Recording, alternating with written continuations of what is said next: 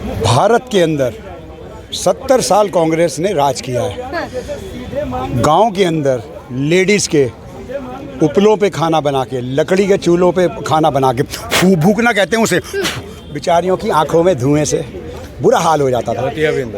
Ujjwala scheme दी है, घर घर में चूल्हा पहुंचाया है 1400 रुपए में। उज्ज्वला स्कीम के तहत उज्ज्वला घर घर में सिलेंडर है, आज घर घर में चूल्हा। कितने में? सिर्फ 1400 में। मैं खुद गांव से हूँ, पंजाब से। सब लोग ओपन टॉयलेट जाते थे, घर घर में टॉयलेट दिया है। उसने मुसलमान नहीं देखा है, उसने सरदार नहीं देखा है, उसने जैन नहीं देखा है, उसने हर एक को टॉयलेट दिया है मोदी ने। 370 जो कांग्रेस कहती थी कोई नहीं हटा सकता। 1.5 रुपये के लिए उनको चावल मिलता था, टूरिस्ट जाता नहीं था। 370 हटाइए, 370 हटाइए, और टूरिज्म 100 गुना बढ़ गया है वहाँ पे। कांग्रेस ने सुनिए कांग्रेस ने गांव बसाए हैं, बीजेपी ने नहीं बसाए। नहीं, हो इसका मतलब गांव थे ही नहीं पहले। पहले गांव थे ही नहीं, गांव से ही लोग आए हैं। सर, भारत एक कृषि प्रधान देश है। आप मेरे से 15 साल छोटे हैं। हाँ, मेरी भी हिंदू कॉलेज से पढ़ाई हुई है। आज मैं अमेरिकन सिटीजन हूँ और दिल्ली। बदली हुई किस्मत है, बहका हुआ जमाना है। और उनको होना था, जिनको जेलों में, उनके हाथों में जेल खाना है। किसको होना चाहिए था सर जेल में? आप किसको कहना चाह रहे, किसको इंडिकेट? एक मिनट, राम जी कह गए सिया से ऐसा कलयुग आएगा, फिरोज खान का पोता ब्राह्मण कहलाएगा। ये तो हाल है। और जो दूसरे जो भारतीय जनता पार्टी के लोग हैं, जो धर्म और पाखंड की राजनीति करते हैं, इनको शासन चलाना नहीं आता है। भारतीय जनता पार्टी के लोग जब से शासन में हैं, इनने कोई काम नहीं किया। आज महंगाई देखो कितनी है, लोग कितने परेशान हैं। दिल्ली की क्या हालत है, यूपी की क्या हालत है, राम मंदिर में कितना भ्रष्टाचार हुआ। ये सब ऐसे आप फिर राम मंदिर पे आ गए। कितना भ्रष्टाचार हुआ राम मंदिर पे? किसके बाप ने बनवाया राम मंदिर, मुझे बताओ। आपने दिया कुछ? दिया ना, क्यों नहीं दिया? बहुत दिया हमने, कई बार बचपन से दे रहा है हमारे। इसमें भ्रष्टाचार कैसे हो गया? वो तो एक संस्था बनी है, वो तो सिर्फ अभी एक ब्याज के पैसों से राम मंदिर बना है। ये कहते हैं कि सिर्फ राजनीति के लिए बीजेपी। भाई साहब, कोरोना में हाय हाय करके बच्चे रोते हैं इनके। ये कब के उड़ा देते अगर कांग्रेस की सरकार होती। अभी इनके घर में मातम बन रहे होते। ये बीजेपी की सरकार थी, मोदी जी थे तो बच गए कोरोना के अंदर। एक आपको बात बताऊं, 156 करोड़ वाला आबादी वाला देश और 32 करोड़ वो अमेरिका, जो अपने आप को सुपर पावर बताता है, उसके पास सुपर पावर, सुपर दवाइयां होते हुए भी कितनी मौतें हुई, और भारत के अंदर कितनी मौतें हुई। किसने किसकी रक्षा करी? लेकिन सर कह रहे हैं भाजपा है वो पाखंड करती है, पाखंड की राजनीति करती है। ये बोलने ही नहीं दे रहे। देखो, देखिए पाखंड। बाबूजी एक मिनट, अंकल को बोलो सर। आपको ऐसे क्यों लगता है कि जो बीजेपी है वो पाखंड करती है, पाखंड की राजनीति करती है? आपको ऐसा क्यों लगता ऐसा है? आपने कांग्रेस का राज्य नहीं देखा है। आपकी उम्र क्या है बताइए? 24। मैं 75 का, मुझे बताओ। इससे मत बताओ, मेरे से बात करो। जी, ये आपके सामने मैंने तो देखा होगा। मैंने देखा। आप मेरे से छोटे ही होंगे, 10-15 साल छोटे होंगे आप। कितने साल के हैं आप? 60 साल के। हाँ, तो 15 ही छोटे होंगे ना, मतलब 16। ठीक है भाई। ये सर बताइए, अब कांग्रेस का शासन कैसा था और भाजपा का कैसा है? क्या है कि जिनने कांग्रेस का शासन देखा है उनको मालूम है,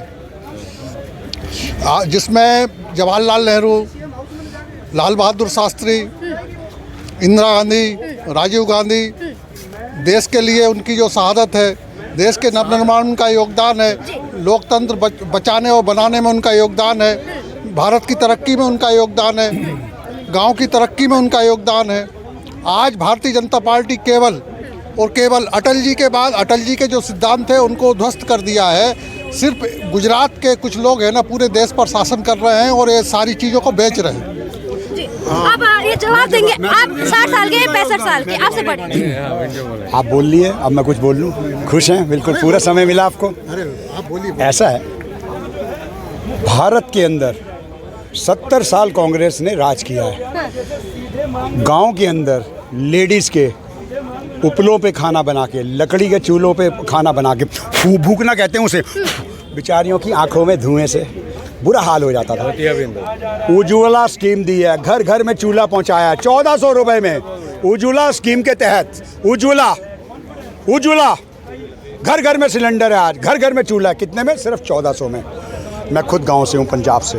सब लोग ओपन टॉयलेट जाते थे, घर घर में टॉयलेट दिया है। उसने मुसलमान नहीं देखा है, उसने सरदार नहीं देखा है, उसने जैन नहीं देखा है, उसने हर एक को टॉयलेट दिया है मोदी ने। 370 जो कांग्रेस कहती थी कोई नहीं हटा सकता। 1.5 रुपए किलो उनको चावल मिलता था, टूरिस्ट जाता नहीं था। 370 हटाई है, 370 हटाई है, और टूरिज्म 100 गुना बढ़ गया है वहाँ पे।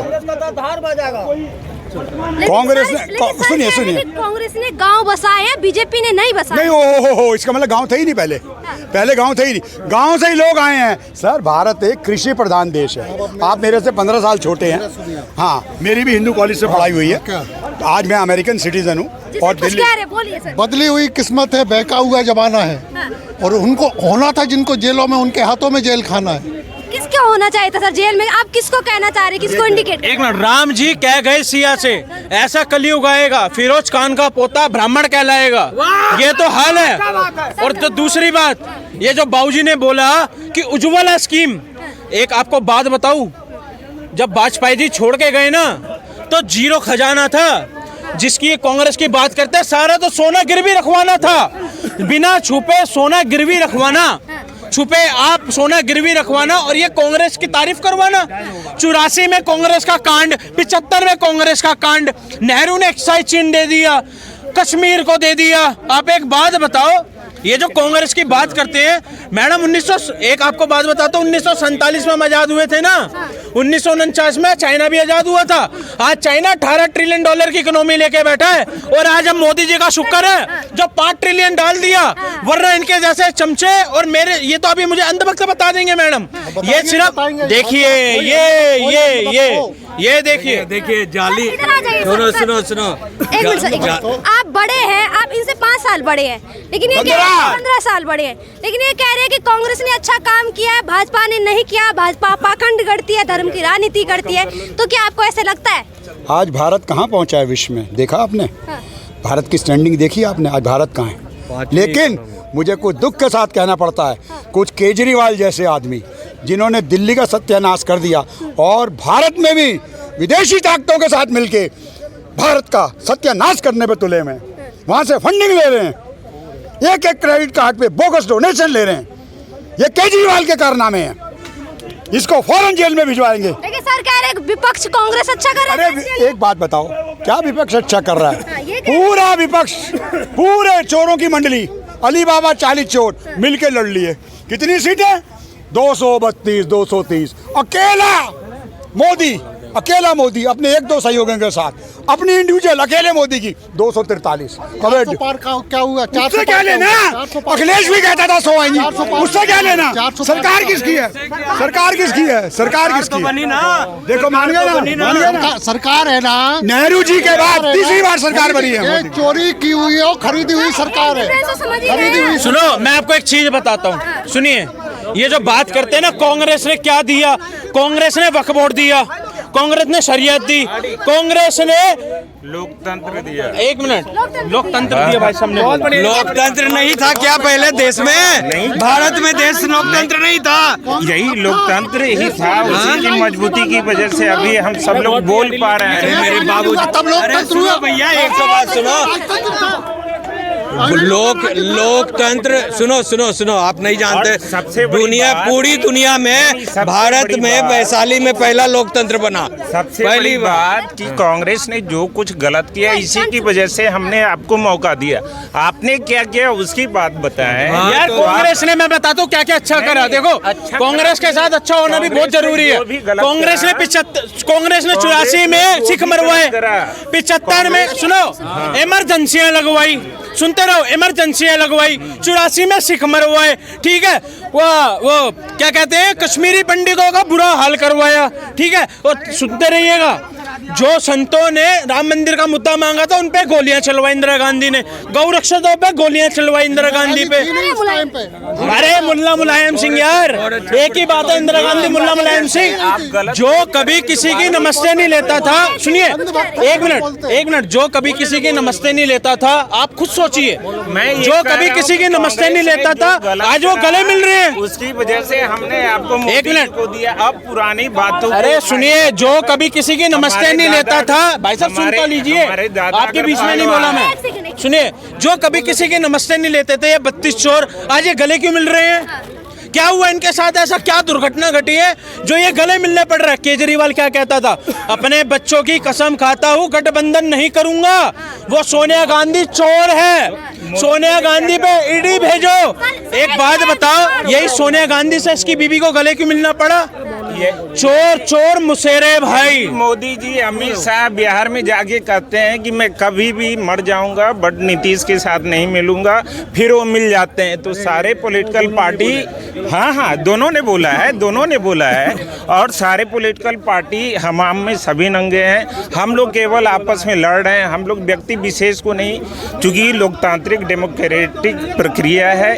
इसमें हमें लोकल विधायक को चुनना होता है, संसद को चुनना होता है। हम मोदी को चुनते हैं या राहुल को चुनते हैं, गलती हम में है, बाकी किसी पॉलिटिशियन में नहीं है कि हम लोग आपस में बढ़ जाते हैं। मेरा ये है कि क्या आपको ये लगता है कि भाजपा अच्छा काम नहीं कर रही है? भाजपा अभी प्रेजेंट सिनेरियो में जो बेसिक चीज़ों हैं उस पर वो कोई काम नहीं कर रही है। आपको क्या लगता है काम कर रही भाजपा अभी जो मौजूदा सरकार है या नहीं? देखिए मैं एक काम छोटा सा बताता हूँ।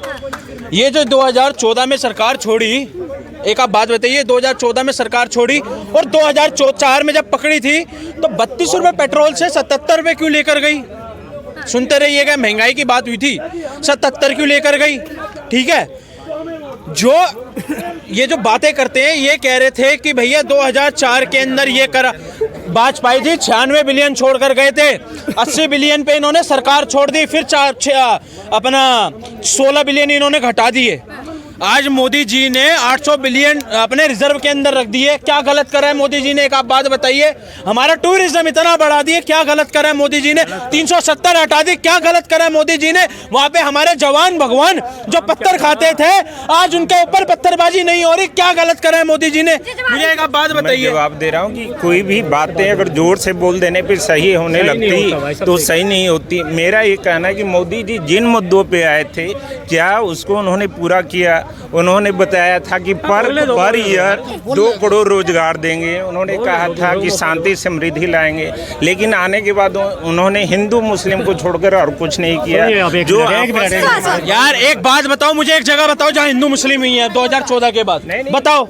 आज बच्चे क्लास मुस्लिम कब नहीं था ये बताओ? नहीं था, नहीं आज बच्चे नहीं था, मोदी से पहले था या नहीं था? आप स्कूल में बच्चों के बीच 1000 साल से चल रहा है, 1000 साल से, लेकिन बच्चों में वो फ्रिक्शन नहीं। सही कह रहे भाई साहब, सही कह रहे बिल्कुल।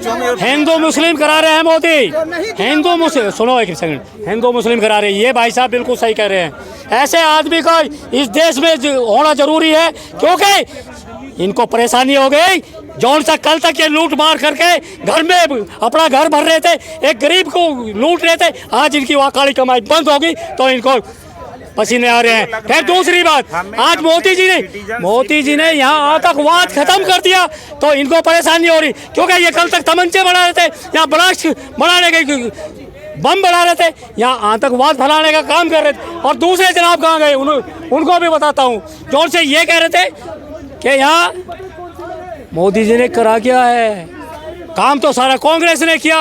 इमरजेंसी यहाँ लगाई, नसबंदी कांग्रेस ने कराई, लाखों सिखों की हत्या कांग्रेस ने कराई, पत्थरबाजी उन्होंने खुल के कराई, यहाँ जाली करेंसी इस देश के अंदर चलाई, और आतंकवाद को अपना बाप नहीं अपना दामाद बना के घर तक सम्मान करा वो कांग्रेस ने करा।